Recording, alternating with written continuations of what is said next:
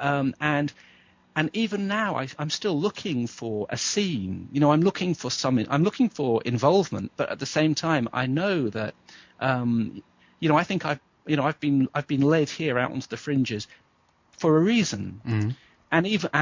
Even though in some ways it makes me, I find it quite a hard path which I'm walking. Mm.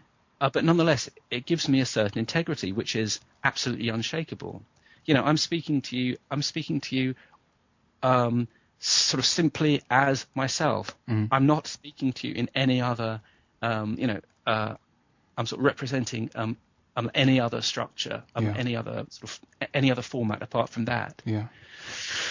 Anyway. Yeah, definitely. I see what you mean. I mean, and I totally agree with that. I mean, we have been talking, as you say, with Michael and others, of course, also about the many people seem to be, inclined towards the kind of collectivism or be a part of a group in that sense or whatever. And in a case, even the conspiracy movement or what have you is that kind of similar thing going on. And I definitely agree with you that that this is about the awakening of the individual Yes. and realizing your own part in all of this and seeing your own way and so forth. And I think that you're managed to bring out that also in your writing, as you say. And again, I want to tie this back a little bit to what you mentioned about the particular the language that you use, for instance. Are you do you have a background even in poetry or English literature, studying that and so forth?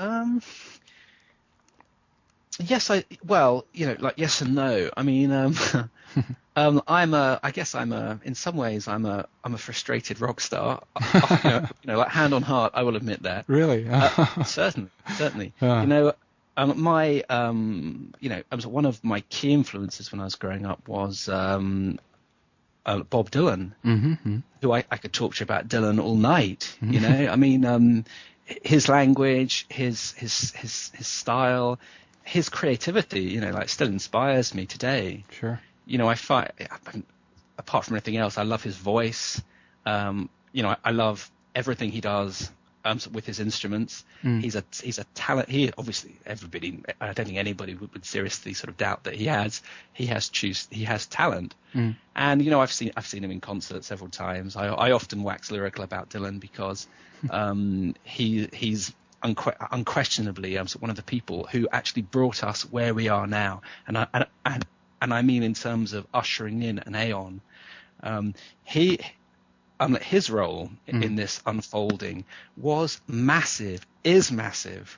I mean, if you can try and imagine what life was like in 1964, 1963, and then this fiery, dynamo turned up and plugged in and created rap music right there with Subterranean Homesick Blues and many other songs. Obviously, many other songs. I mean, I love Visions of Johanna in particular, and I could list 9 or 10 Dylan songs which are absolutely first class. Sure. And again, it blew people's minds, and it has not really happened since. I mean, I think Jimi Hendrix also had a similar impact. But I mean, I'm a big fan of Noel Gallagher. I think he's a very talented songwriter and musician, and he was huge. But he didn't have, and he would himself admit that he hasn't had anything like the kind of spiritual influence which sort of someone like Bob Dylan wielded. He was a one-off, and I think in sort of decades to come, he will be regarded, sort of certainly in the fringe world in which I operate. I think he will be regarded as a kind of avatar. Yeah, interesting. And I personally believe that. Yeah. Are these guys the modern day prophets in a way? Yeah, I mean, people have described Bob Dylan as being a prophet, and it seems it seems now embarrassing only because, when he's tried to, live out that role in a conscious way, it hasn't worked. But if we take back, if we can track back sort of 30, 40 years ago, back to the period of Blonde on Blonde and to, Highway 60, Highway, that one. Mm-hmm. He was being a prophet, sort of through using language in a way which was entirely sort of non-biblical and sort of totally non-conformist in terms of how we expect a prophet, sort of might behave. Sure. Huh. If you're kind of with me there on that point. I haven't. I'm sad to say that I'm one of those guys who actually haven't dived into that much of Bob Dylan's material. Yeah, well, I talk about him all the time, but but what you were talking about there, with asking me about my background in language, it's quite a funny story, really. But sort of writing, I've always done, but I've always done it very unsuccessfully, and it's only really been in the last 2 years since it might even be less than that. It might be in the last 6 weeks. I don't know, but really it's only been since I found my subject matter. Yeah. I'm only then have I been able to really to actually express myself and to take up the writer in that fashion. I see what you're saying. I guess that when the subject matter comes at hand, the writing comes more easily. I guess Yes, exactly. Yeah. Exactly. That's what I'm trying to say. Ben, one other thing I did want to talk a little bit about with you here today is the aspect of crop circles. This is also something. Great. Yeah, this is something that comes up, again, either through images in your postings or through, that you're relating to the latest ones or whatever. Yes, indeed, I am, my friend. And if I can talk to you briefly about the crop circle which came up on the 13th of April 2007. Now, this is very early.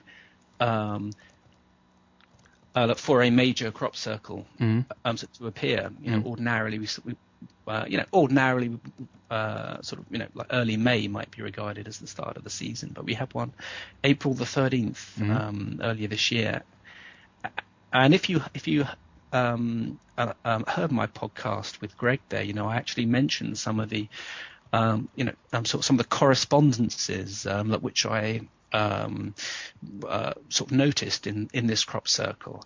Friday the 13th, I mentioned that fact. Also 2007, and there are some very important anniversaries and some very important dates which were centered around this time in this year, and also looking back in the past. And so one of the things I mentioned, and it's 90 years ago this year, and it's just passed because it was in, let me get this right, it was in May, and it was May the 13th, 1917, and of course that was the all-important visitations over there in Portugal. Do you remember? Are you talking about the Fatima? Yeah, of course. Yeah, definitely. Yep. Yeah. Now,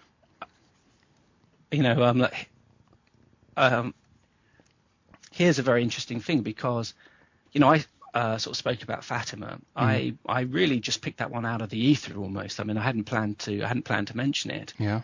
It was something which I actually thought about, as I was discussing it sort of with Greg. And I mentioned Fatima, and I mentioned this fact of the important 90th anniversary.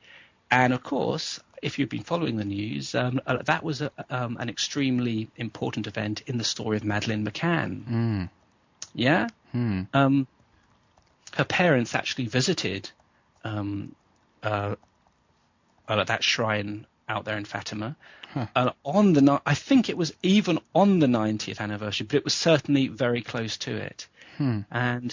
And I couldn't believe how, from having looked at this crop circle, and it was simply through the inspiration I sort of drew from that crop circle that I was, in some sort of prophetic way, right on the money in terms of actually, so what was going to unfold as a result. Remind us again on fairly a description on how it looked. I can't remember it now. What was the motive on the crop circle?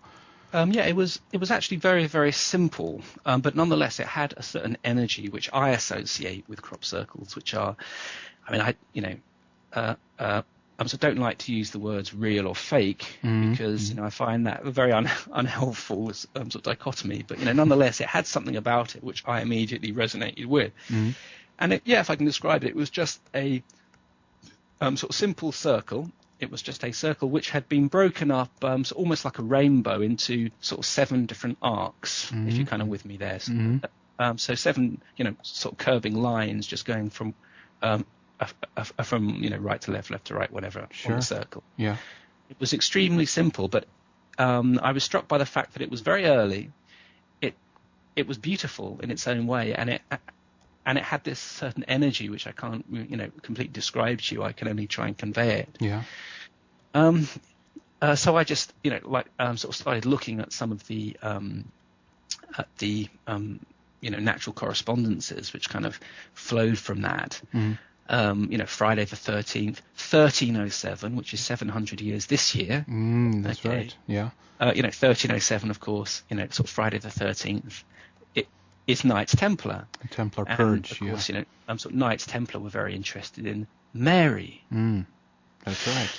1917. On sort of May the 13th, and actually continuing, right up until October the 13th, and it was on the 13th of every month. Sort of stuff happened over there in Portugal. Really major visitations which happened there. Also, the other one which we have to remember is 1947. Okay, of course. Which and let's get that right. What is that? 60 years ago. That's 60 years ago. Now that's of course Roswell. Plus, it's everything else that happened in 1947 because there is a raft of really significant, dates, anniversaries, stuff that happened in 1947, which are, vitally important in fully understanding what's happening right now. Yeah, I totally agree. By the way, have you seen the, is it David Flynn, the lecture by David Flynn, where he connects 1947 with 2012? Have you seen that? Yeah, well, actually, no, I haven't, but from the sound of things, he's totally, sort of up my street, as it were, in terms of where I'm going with it all. So, but if I can just sort of throw in sort of something else, which I hadn't thought of at the time when I mentioned it to Greg, and also when I was, mentioning this on the blog, but also 1967, and it was the 1st of June 1967, so it's just passed. Yeah. It was the 40th anniversary of Sgt. Pepper's Lonely Hearts Club Band. And what's the significance of that then? Well, I mean, I was talking about Dylan as being a kind of avatar of these new energies, which were very extremely potent as they were being introduced in the 1960s. Sure. And I think that he, certainly I think that he was the sort of, shining star of that particular group. But at the same time, we had John Lennon and possibly, I don't rule out George Harrison. So Paul McCartney, I'm afraid I'm not a fan of. I'm not a fan of Mr. McCartney at all, but sort of certainly, Sgt. Pepper's Lonely Hearts Club Band sort of was and is a sort of instrumental, sort of piece of modern art. Sure. And I think, and also in '67, it was the 40-day war over there in Israel and so on, and that is also very important in terms of what's happening in the Middle East right now, and possibly, my friend, it's not only important what's happened now, but it might even stretch back for a lot longer. It might stretch back centuries, because again, it's part of the ancient blueprint that I'm talking about. So it's all part of this ancient archetype. Very interesting. What do you want to speculate on the significance itself on Jerusalem? Why? Well, I've been there. You have? I've been there, yes. And, I'm talking to you now. As you can tell, I'm a fairly nervous character. I'll tell you something, my friend. I was shitting bricks all the time I was over there. Really? Yes, I was highly paranoid. I mean, I was paranoid on the plane. I was paranoid when I got off the plane. I was paranoid on the airport. And I didn't stop getting paranoid until I got back to Gatwick. Yeah. I mean, it's the most...